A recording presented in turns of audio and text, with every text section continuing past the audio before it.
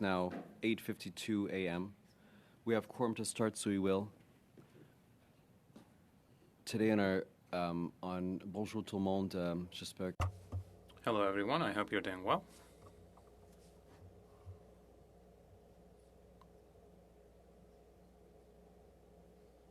Today we have two items on our agenda. La 16e réunion du But first things first, welcome to meeting number 16 of the Subcommittee on International Human Rights. Today's meeting is taking place in a hybrid format of le 23 juin 2020. Pursuant to the House Order of June 23, 2022, members can attend in person in the room and remotely using the Zoom application. Proper order of this meeting, not asking, but all members must be recognized before speaking. Whenever speaking, please speak clearly into the mic. L'interprétation est disponible sur Zoom aussi. Interpretation is available on Zoom. And just a reminder that all comments should be directed to the chair. I would like to welcome a new member, Ziad Aboulatayef, from Edmonton Manning. At the top, notre première tâche va être pour nommer. Our first task will be to elect our first vice chair. To our study with Tigray. And I'd like to thank Mr. Cooper for his service to this committee. Now, without further ado, we're gonna open up the floor to nominations for our vice chair. Do you have any nominations? Yes, Mr. Aboulatayef. Thank you, Chair, for welcoming me this morning, and happy to work with our colleagues here on an important committee. I'd like to nominate MP Versen for the position of vice chair. Thank you for that nomination. And that's pursuant to Standing Order 106.2. The first vice chair must be a member. Do I read this in now or after this? You want me to read it in? MP Versen has been moved. Any other motion? Thank you for that. MP Versen has been moved as vice chair. Is there any other motion for any other vice chairs? Without any other further motions, it's acclaimed. Mr. Versen, congratulations. You're our vice chair. Thank you very much. Are we good? Perfect. So now, without any further ado, it's 8:55. We have till 45 after 10, exactly. Thank you, Mr. Vice Chair. 45 after 10. So we'll use that time to go through, we'll divide into two, and we'll have our two panels. And our witnesses are online, correct? Great.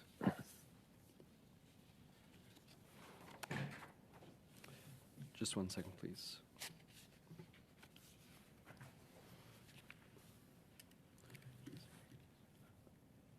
So you go with that. Perfect. Thank you.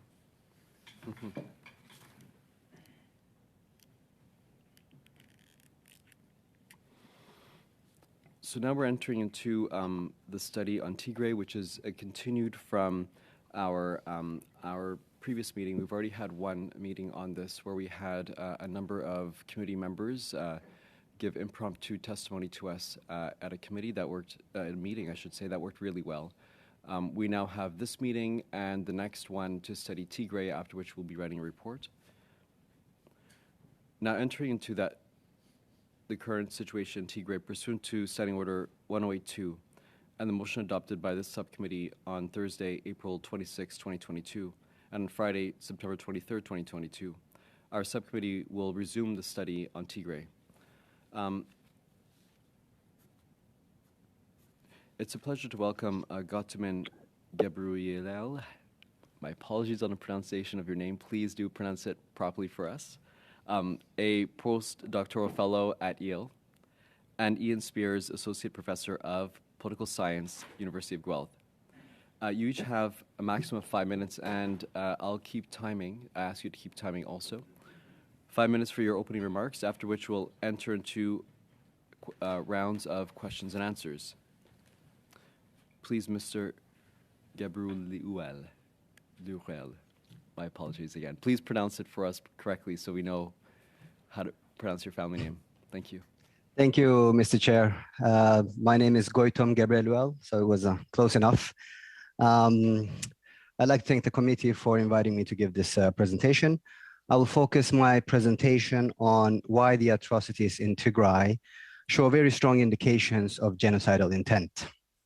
I'll start by noting that the stated objective of the Ethiopian government when they launched the war in November 2020 was to apprehend the leaders of the Tigray People's Liberation Front. What in fact ensued was, however, a systematic set of atrocities committed on the civilian population of Tigray. Many atrocities were committed. I'll go through some of the most severe ones. The first one is ethnic cleansing. The moment troops from the federal government of Ethiopia, the Amhara regional state, and Eritrea entered western and southern Tigray in November 2020, they proceeded to ethnically cleanse 1.2 million Tigrayans from these areas. The remaining Tigrayans were throughout 2021 subjected to killings and torture. Some of the most disturbing accounts include corpses of Tigrayans whose hands were tied behind their backs and the eyes gouged out that were floating down the river to Sudan in high numbers. A recent report by Human Rights Watch and Amnesty International concluded that these atrocities constituted crimes against humanity. The other atrocity that has characterized this war is the systemic sexual and gender-based violence and the use of it as a weapon of war. Prime Minister Abiy Ahmed unleashed a wave of systemic rape on Tigrayan women and girls after entering Tigray. USAID estimated in 2021 that 22,500 women and girls would need treatment from these violations, whereas a study from the Tigray Bureau of Health estimated these numbers to be around 120,000 women. The victims of these atrocities or crimes also reported that in addition to being subjected to rape, the perpetrators would often subject them to other forms of physical violence, such as inserting nails into their bodies. The ethnic motives behind these crimes were also made manifest by the statements that these perpetrators made during these actions. So some of the things that the victims report is that they told them, and I quote, that they were Amharizing them, cleansing them of their Tigrayan blood, and that a Tigrayan womb should not give birth. I think this provides indication that the rape, the purpose of the rape was to destroy the reproductive capacities of Tigrayan women, and thus constitutes a genocidal intention. The third atrocity I would want to draw attention to is the use of mass starvation as a weapon of war. The Ethiopian government engineered a large-scale famine in Tigray.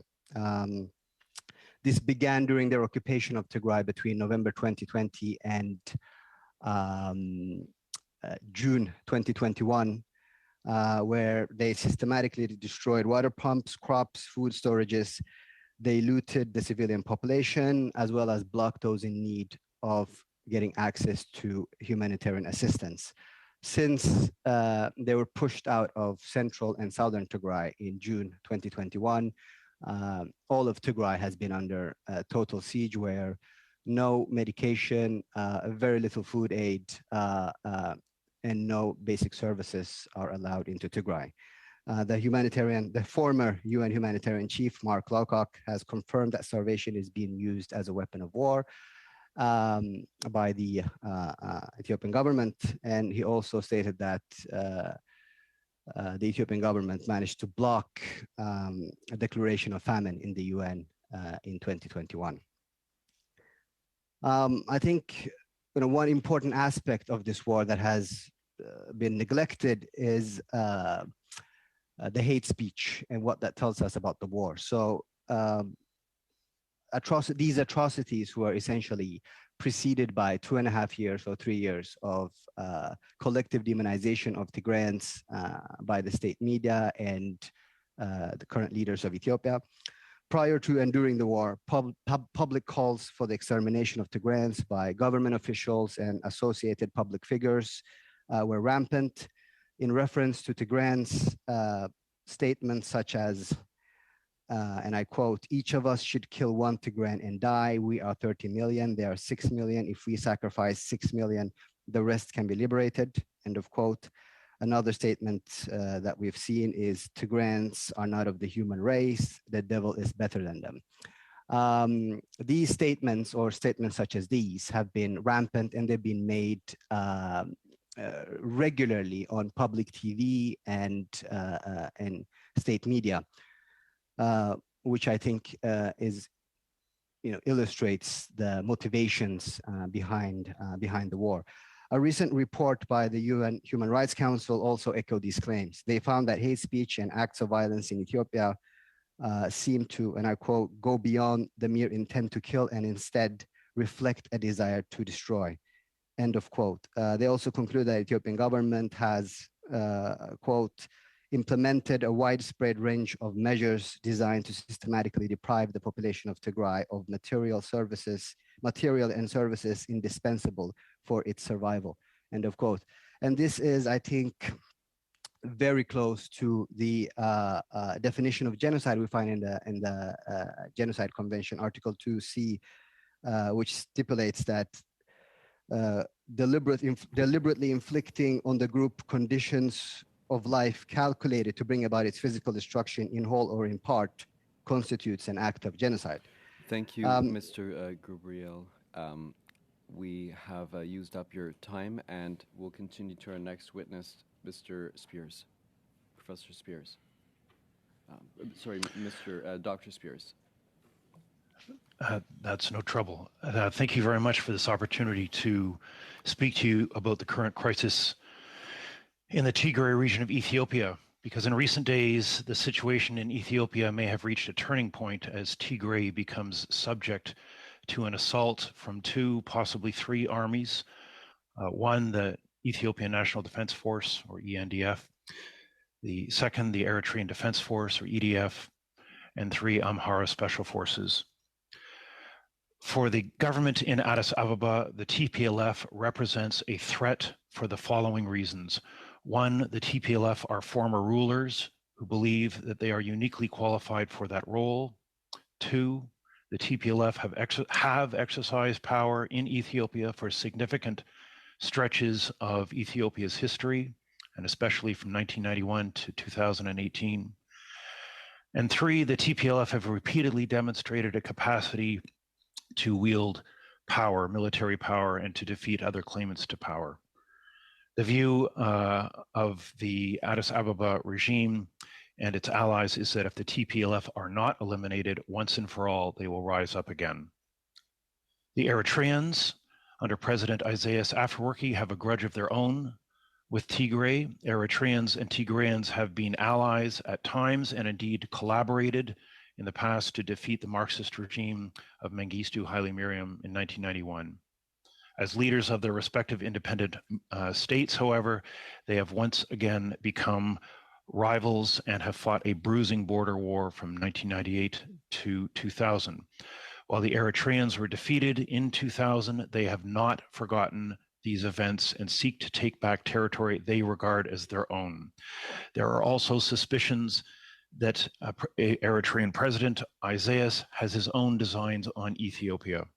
In any event, the government in Asmara effectively has a veto over any agreement between the TPLF and the government in Addis Ababa. That is a problem.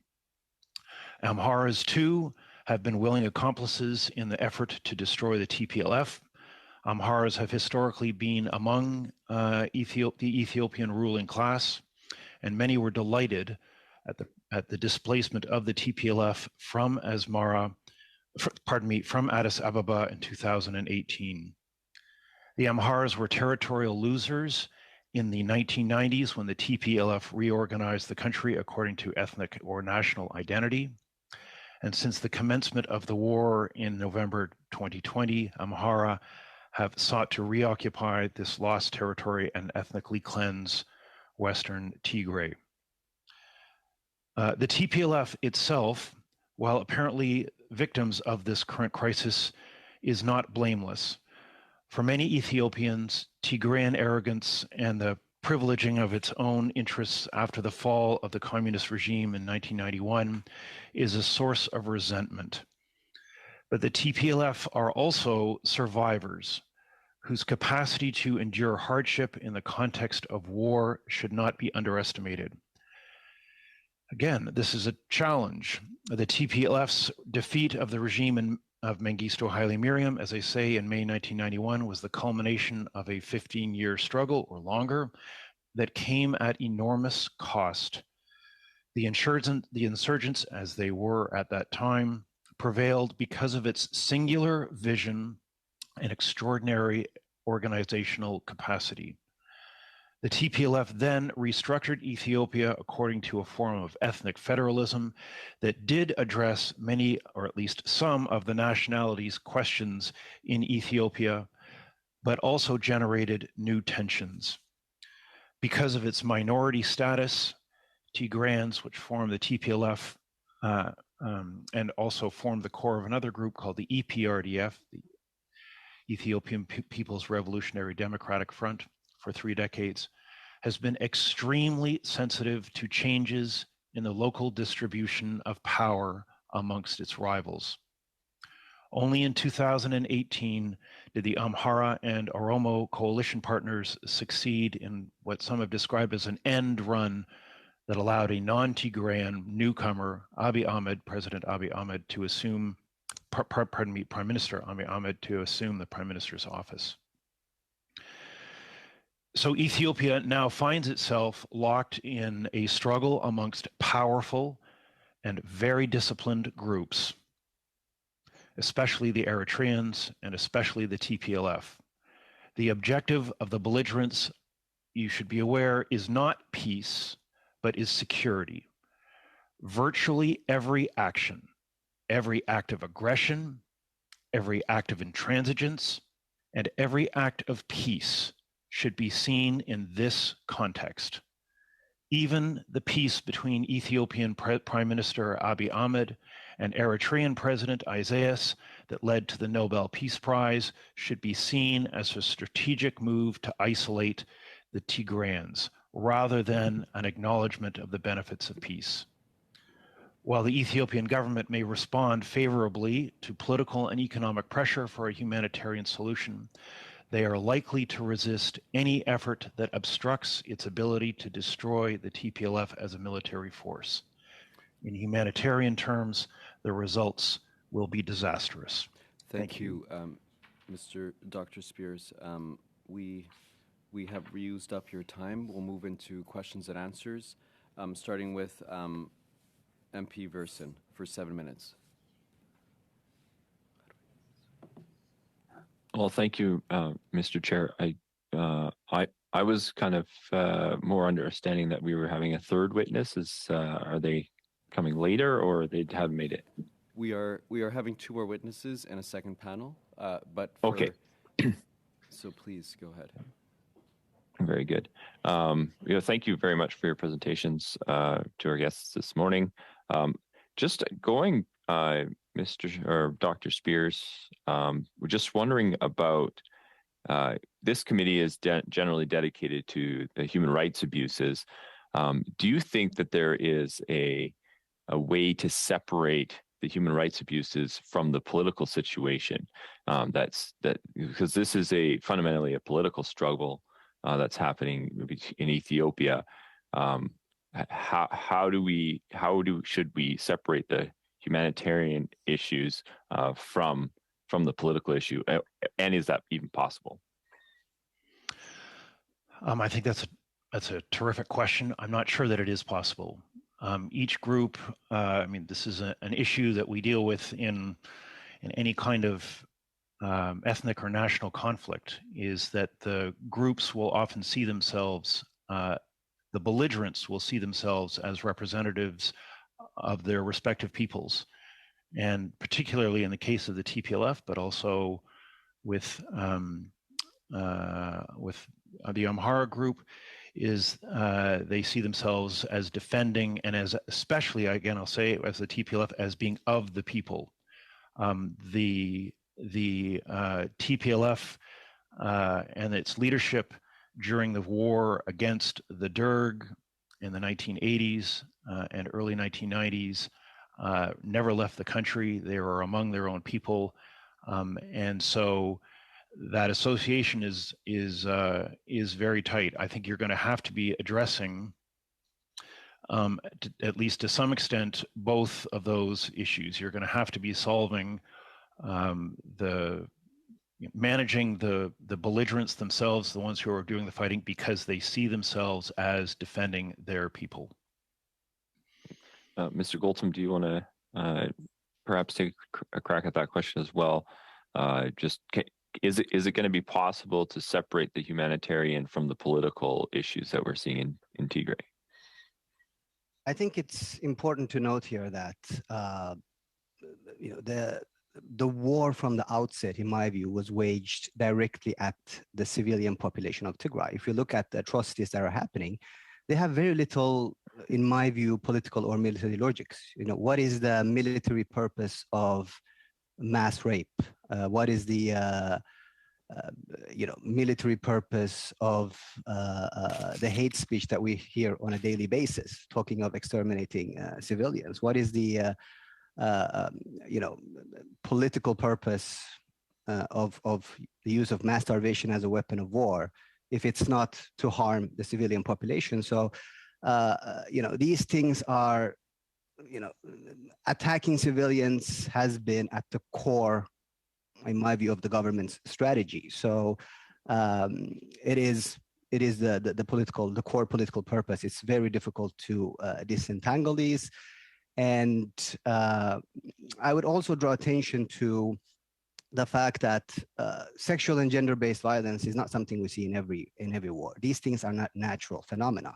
How many governments today are using mass starvation as a weapon of war against their own citizens? How often does ethnic cleansing happen? There are multiple conflicts around the world, ethnic cleansing of 1 million people. These things are quite rare. And I really want to draw attention to the dangers of normalizing them as, simply part of conflict and simply part of war.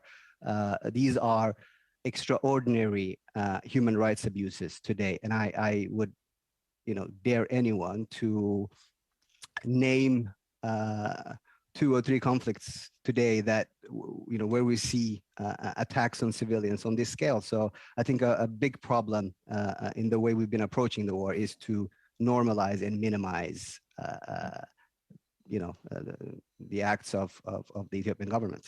Thank you. Mr. Spears, just as this committee is going to go forward, we're going to make recommendations to the Canadian government as to the Canadian government action. It feels like to me we play a role of referee. We can make statements around condemning bad action, but that we also have an opportunity perhaps on building democracy, building institutions, helping them do that in that country. Do you have any recommendations around those 2 areas of how do we play referee and how do we build a stronger democracy and should we spend time on the democracy side, I suppose? Mr. Spears. This is a very good question again, and it is not clear to me that there is an obvious solution, and I'm reluctant to put it in those terms. There have been since the post-Derg era. The Derg was the Marxist regime that was overthrown in May 1991. Since that time, there was some progress, but governments and their regional leaders are, as I say, extremely sensitive and defensive of their respective populations, and they are very reluctant to concede anything that will allow them to be dominated by somebody else. And so what I am concerned about is that in order to, well, the groups are so intransigent, so disciplined, and so powerful, and so reluctant to concede anything to the other, that it is going to be difficult, or at least the groups will not see it as possible to have a democracy as we see it, perhaps in Canada or the West, without defeating their adversaries. It's not going to happen. And other people may disagree. I think my views tend to be a little more, as the expression is, realpolitik, but I think that is the reality. I would add virtually every organization that writes on these issues will say things like, we need inclusive dialogue and negotiations without preconditions. And it is difficult to disagree with that, but it is easier said than done, and especially in this case where each group is so formidable. The first question was, how do you think Canada could play a referee role in this? We'll have to take that question up okay. in another round from another one of our members. Next, we'll move on to Mr. Assassi for 7 minutes, please. Thank you, Mr. Chair. Allow me to thank both witnesses for their powerful yet harrowing testimony. So if I could first start off with Mr. Spears. Mr. Spears, could you explain to us how international humanitarian mechanisms have been able to deal with all of the challenges on the ground? I'm not sure I'm the best person to answer this question, because I don't think they've been able to deal with this. 25 years ago, I met with one of your colleagues, John Bosley, in Addis Ababa, and he said to me that there is very little that Canada can do. Maybe I can answer both of these questions. There's little that Canada can do because the belligerents themselves. Mr. Spears, I'm asking about international humanitarian efforts, not Canada's role.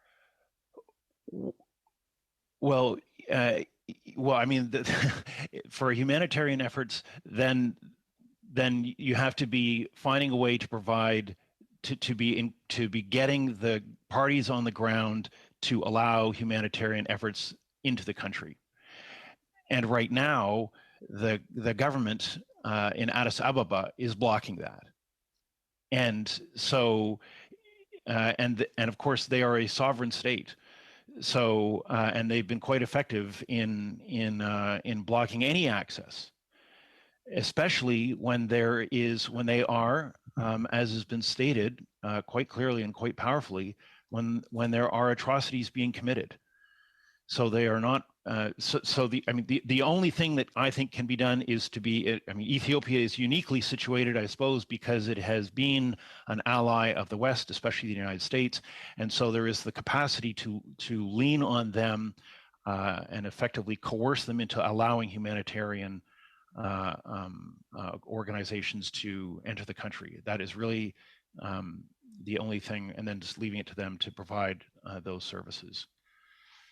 And with the exception of the U.S., which, as you explained, has an alliance with the Ethiopian government, it seems, what can other members of the international community do to ensure that humanitarian assistance isn't being impeded, it's not being stymied? What kind of pressure can other members of the international community subject the government to? Whatever resources they have at their disposal. I mean, the problem is that really the only levers we have are things like aid, but aid is exactly what is needed. And so it's not clear. Of course, there's things like diplomatic recognition, but they will see the Tigrayans not as, they don't see themselves. Of course, the government does not see themselves as the bad guys. In fact, it was just a couple of years ago that Abiy Ahmed won the Nobel Prize and was literally Ethiopia's celebrity politician. And they, as I said in my remarks, they see the TPLF, rightly or wrongly, as an existential threat.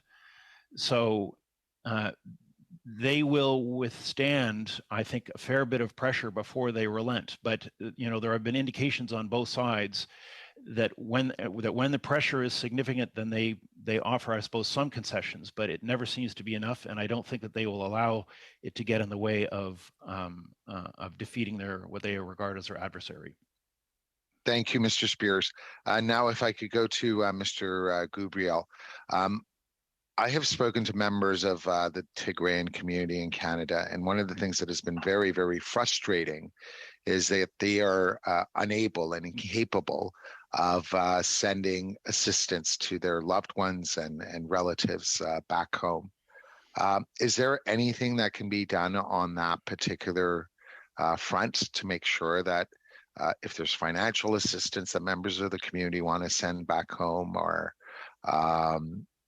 items that they want to send, is there a solution to this? Because it's really difficult to speak to members of the Tigrayan community who are rightfully concerned and have no way of assisting. Thank you for that wonderful question. I think it's important to recognize that this is a siege that's an outcome of policy. This is strategy. So we have, for example, famine in Ethiopia now because Tigrayans cannot access their bank accounts. So you have people that have a lot of money in the bank account, but they can't access it, so they're starving to death. So this isn't a technical problem, and there isn't a technical solution to it. This is a deliberate, calculated strategy to starve people to death. So really, we have to look at the broader political level. And I would actually, point out to your earlier question that there is a great deal the international community can do. The point is that the international community has really done nothing, practically nothing. We're not even condemning these atrocities in strong terms. We're basically, not even talking about it. How many governments in the West today are in explicit terms talking about the use of mass starvation as a weapon of war by the Ethiopian government? How many are condemning them in the way they condemn Russia's invasion of Ukraine? So even at the discursive level, we're not even willing to, we're not willing to talk about it. If you look at the media, they go out of their way to, obscure the intentional nature of the famine that it's been, is essentially engineered. So I think there's a great deal we can do. The first thing is to accurately describe what's going on, and then, condemn it and make very concrete demands of the Ethiopian government. Secondly, the Ethiopian government is economically extremely fragile. They are, the national debt has doubled the last 4 years. There's a big forex crunch. So there is a great deal, certainly, a great deal of leverage that the U.S. has, but also other Western countries. What's really lacking is the political will, which is more or less non-existent. So it's not like a real attempt has been made and failed. The problem is that no attempt has been made. I'll stop there. Thank you. Thank you, Mr. Gabriel, for that. And we're going to continue to our next witness, or next questioner, I should say, Mr. Brunel Duceppe, s'il vous plaît. Merci, Monsieur. Thank you, Mr. Chair. Thank you to our witnesses for being with us for this very important study. This study brings us together thanks to a motion from Bloc Québécois, and now we have this study. I'm in direct contact with members of the Tigray community. I am talking to them almost every week, and I was listening to you, Mr. Gabriel Lowell. when you were talking, you're saying that the biggest frustration of the community is that they are not seeing Western governments who are positioning themselves and naming the problem and referring to genocide when it comes to Tigray. You are here today with us, Mr. Gebrel. I would like to give you the opportunity. If you look at the 1948 Convention on Genocide, how could we assess the situation in Tigray as being a genocide situation?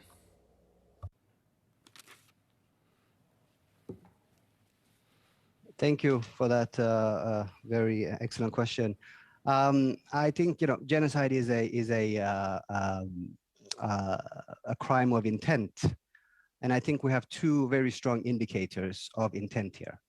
The first one is at a discursive level. The government itself has not been or shy about expressing its intent.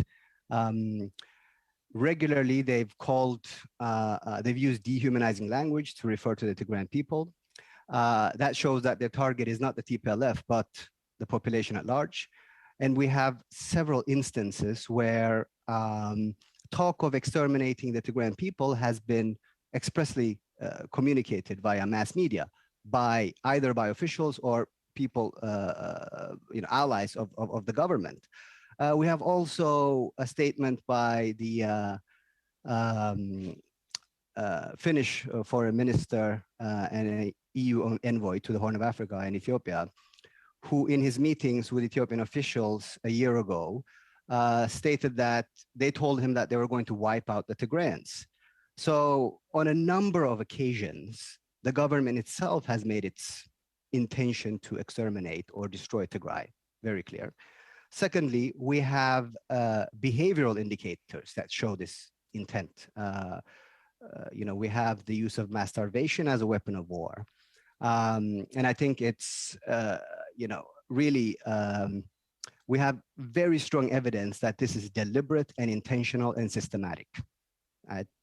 At this point, there is no sort of controversy around that. So if anyone thinks that this is not indicative of an intent to kill parts or all of Tigray, I would be interested in hearing the logic of the argument that, what is the motivation behind putting an entire population under siege and denying them access to food, destroying their crops, and then essentially engineering famine if it's not to kill all of them, right? What happens? What is the logical sort of sequence of outcomes when one does that? Of course, it is the mass murder or entire extermination of an entire population.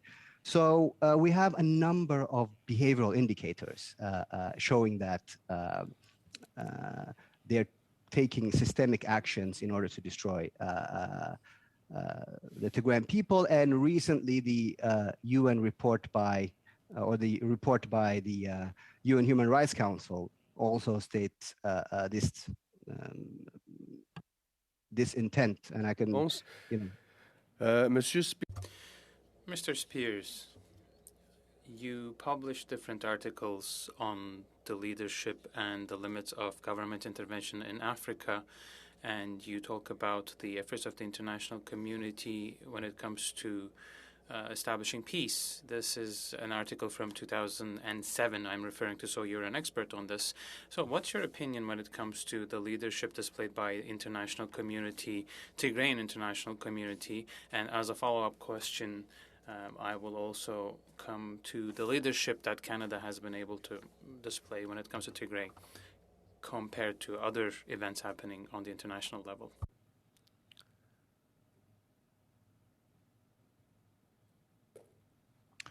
I'm just wondering if you could clarify the question. Are you asking about the leadership of the Tigrayans in the international community? No. I was reading your article published in 2007. It talks about leadership and limits of government intervention in Africa. So, international community at the government intervention level in Africa, that's what I'm interested in. So what's your opinion about the international leadership, international community's leadership? Well, I guess my problem is that there are limitations on what can be done. I'm not sure if it's a quite, I suppose the leadership is disappointing. The problem I always have is I hear people saying that there's a lack of political will. I'm not always clear on specifically what the international community thinks should be done. The problem that Africa faces, the problem that Ethiopia faces, and that it occurs all across Africa, is that you have state borders that are drawn by outsiders. And that is the challenge that African rulers must contend with from independence forward. So I suppose there is a lack of leadership, but I'm always wanting to know specifically, what are you talking about that should be done? It's not, I don't think that Ethiopia is necessarily being ignored. I think that the fact that we're having this discussion today shows that Canada is showing some leadership, and this has been, obviously, I know you've had meetings prior to today on this issue. The challenge is this is going to be a forever problem, because there is not a coherent regime. There are multiple political traditions across Africa contained within one state, and Ethiopia is just among the most profound demonstrations of that problem. You have several groups that regard themselves as entitled to rule and as wanting to assume power in order to protect themselves, not because they're power hungry, but because they regard that as central to their rule, so central to their group's protection. So there are limitations on what the international community can do, whether or not they want to demonstrate leadership. Thank you, Dr. Spears. We're going to continue with our next questioner, Ms. McPherson. Thank you, Mr. Chair, and I would like to thank our witnesses for being with us today. This is, of course, your testimony is incredibly difficult to hear, and is making me feel like there needs to be more that we can do, and it is hard to hear that it is. Those solutions are particularly hard to come by. I do worry. I'm grateful that we are taking on this study right now. This is something that's been happening since November 2020. I think it is something that we should have been studying sooner, much sooner. I know we had tried to do this in the last session, and I do wonder if it is the complexity of this issue that is causing the world to turn away, or why it is that the world is turning away. I mean, obviously, we see the global community focusing quite a bit on what is happening in Ukraine, what has happened in Afghanistan. There are many hot spots around the world that are requiring our attention. But this particular conflict is the loss of life, the clear genocidal acts that are taking place, the attacks on civilians, the attacks on schools, on hospitals. It does alarm me that we are not seeing the international community raise this more actively. And from what I'm hearing from the testimony and the questions that we've heard, that there needs to be a solution regardless of the fact that there is some very, very deep potentially unsolvable problems. There does need to be some sort of a ceasefire, some sort of way to get humanitarian aid in, and some sort of way to come up with a resolution of some sort. So I guess I'll start with you, Mr. Gabriel. And I'll ask both of you the same question, but ultimately, what is the role for Canada? What is the role for multilateral institutions, humanitarian institutions, the United Nations, the African Union? What is the role for those, and how does Canada play a bigger role in influencing those multilateral institutions. I mean, ultimately, what's happening on the ground is horrific, and Canada must, as a huge contributor to Ethiopia, we must be able to have some sort of influence for a solution. So, if I could start with you, Mr. Gabriel, and I know I probably pronounced that incorrectly. I apologize. Thank you. Thank you for a fantastic question, and pronunciation was fine. I think, I'll go back to the same argument that I was making earlier. An easy initiative that comes at a very low cost for any global actor today is really to put Tigray on the agenda and to clearly states what's going on, because there's been a systematic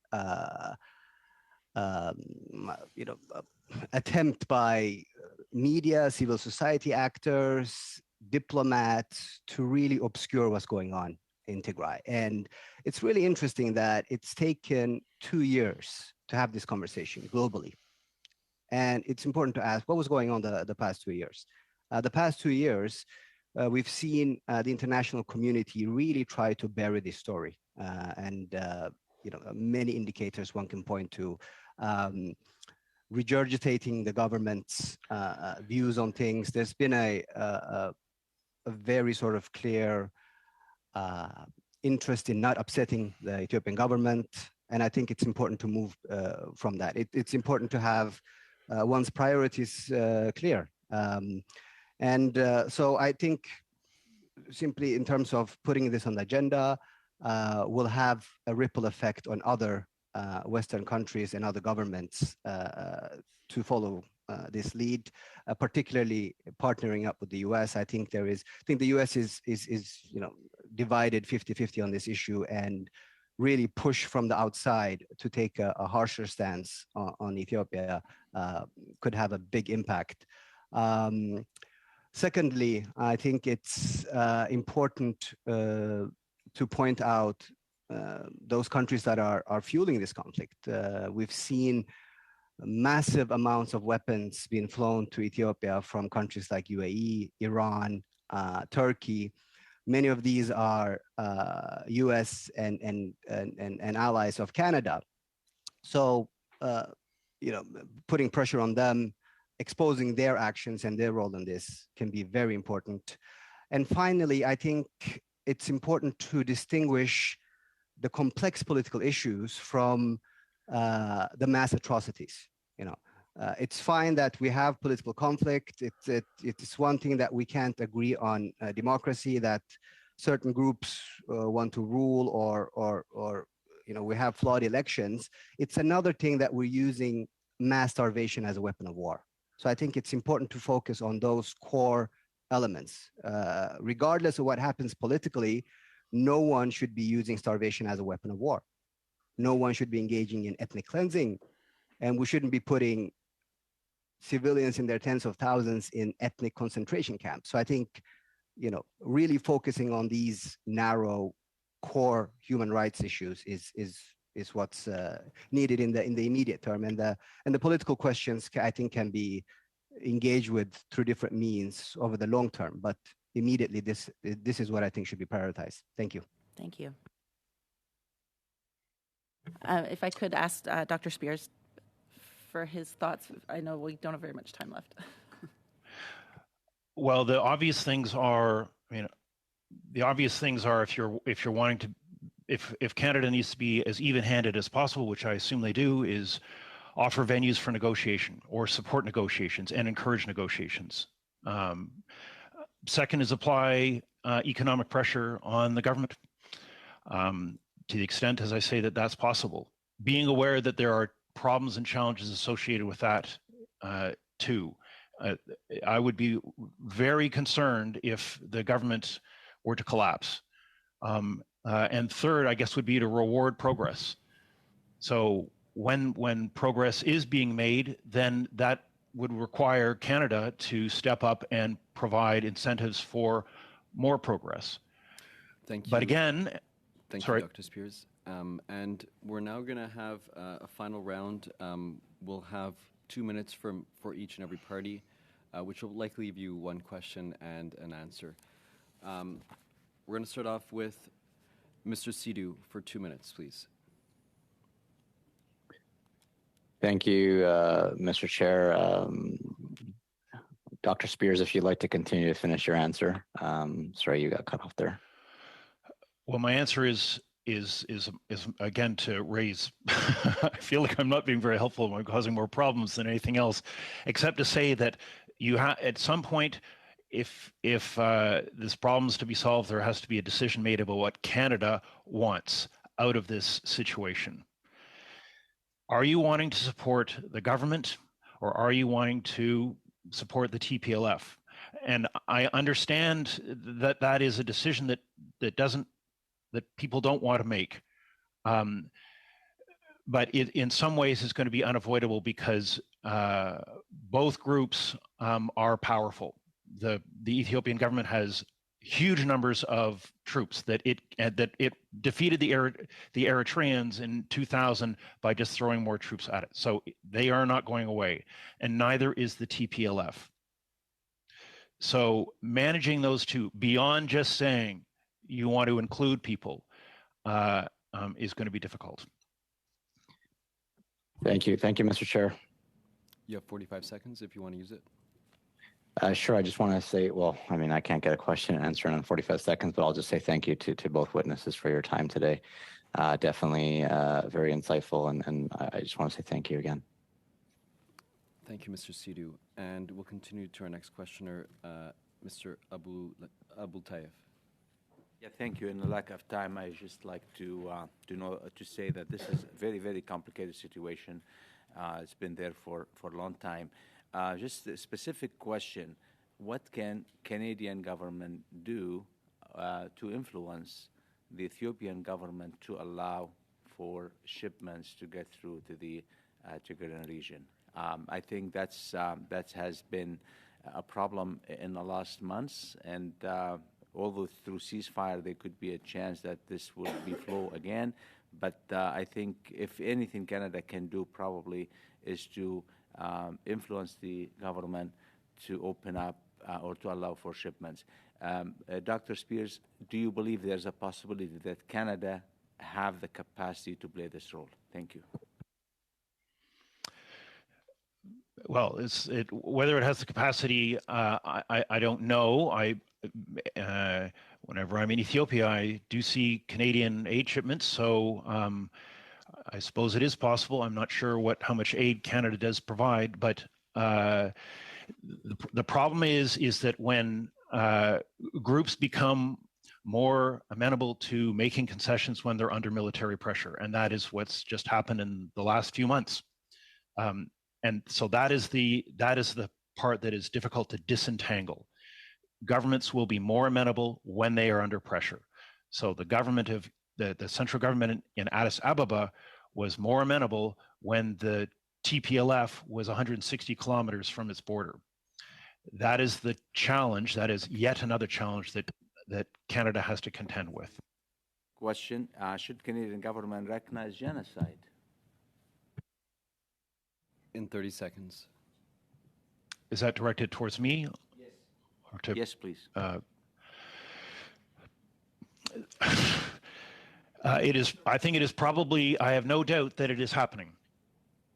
At what point it becomes genocide in the sense that you want to acknowledge it, I'm not sure. I'm not sure it would be constructive. It would just, I suspect, further alienate the government in Addis Ababa. But I have no doubt that that the government sees that as part of its objective. Thank you. Thank you.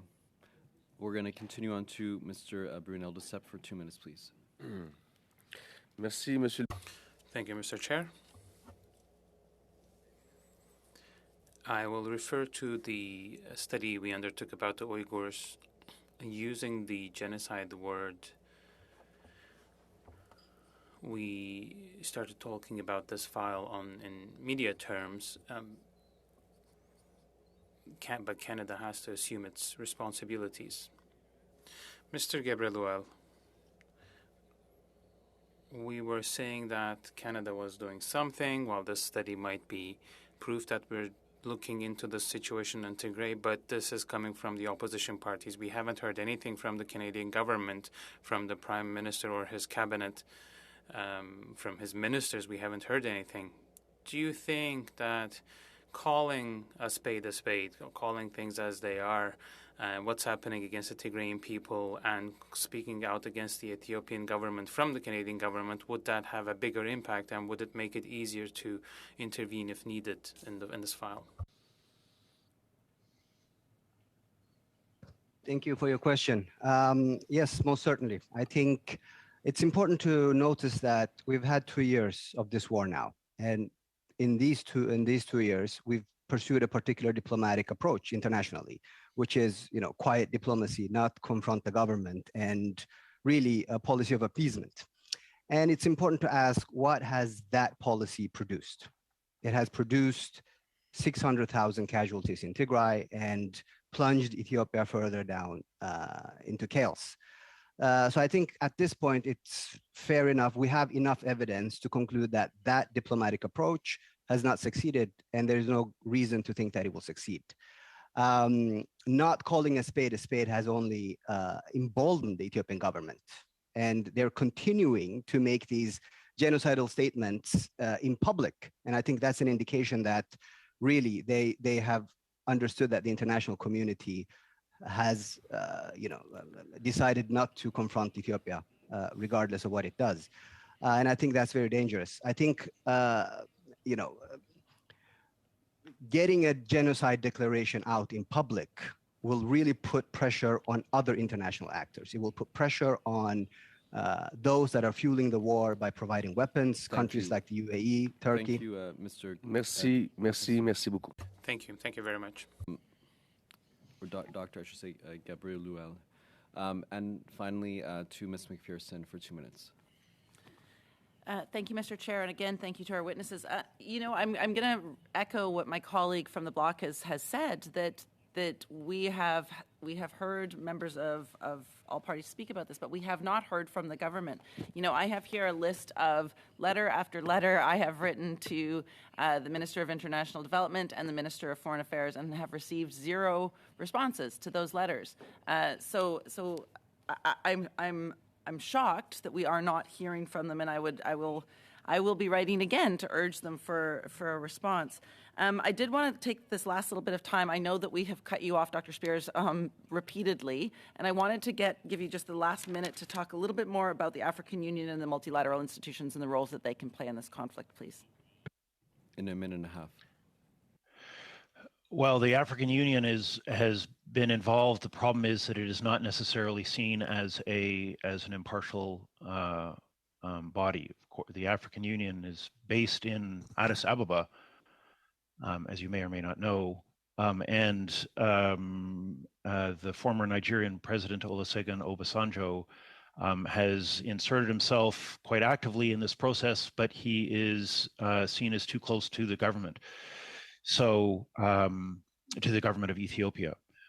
And so I think the African Union is obviously interested in solving this problem. They do not like having attention on one of its member states.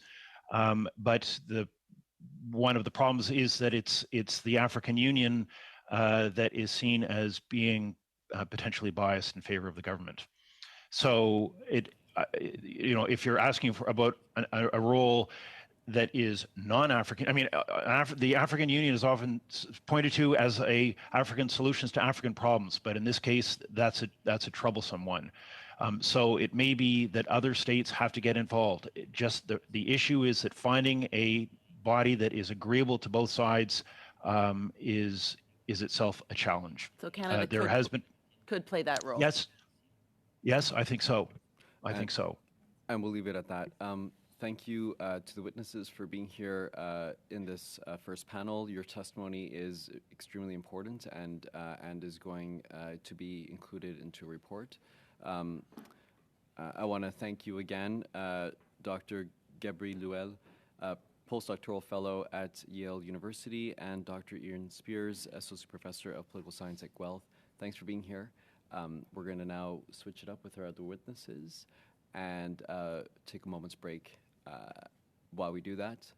Don't go too far away from your chairs, those of you by Zoom.